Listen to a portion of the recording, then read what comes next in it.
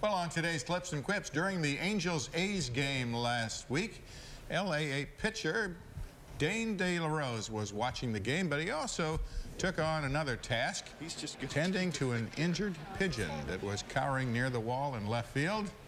And as you see, he carries the bird around for him for a while before finding somebody who could tend to the bird's needs while he finished the game. Go give it to Mikey. Aww. How about that? Who says professional athletes don't focus on the game? And they had pigeon for lunch then later that day. Oh, no, not really, not at all. That was nice. The Cardinal game last night was for the birds too, but we'll talk about that later. And what would you do if you came home to a repossessed house, especially if it was done by mistake? Sitting on the steps of her house in MacArthur, Ohio, Katie Barnett had a lot to be angry about. She arrived home and tried to get in weeks ago, but her key didn't work, so she crawled through the window.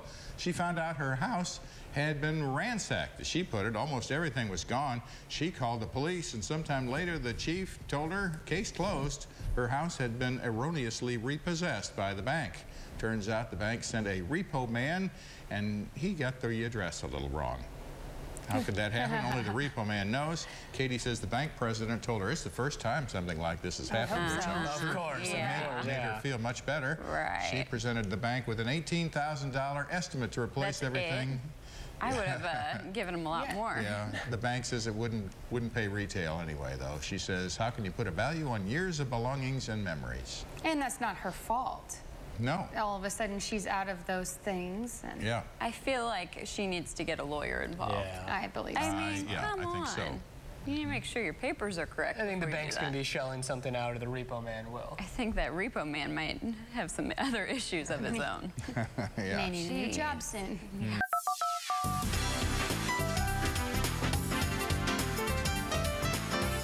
Time for Clips and Quips. We have some moves to show you. In Colombia's top soccer league, Vladimir Marin scored on a free kick in the 80th minute and celebrated by taking the coach's jacket and putting it on.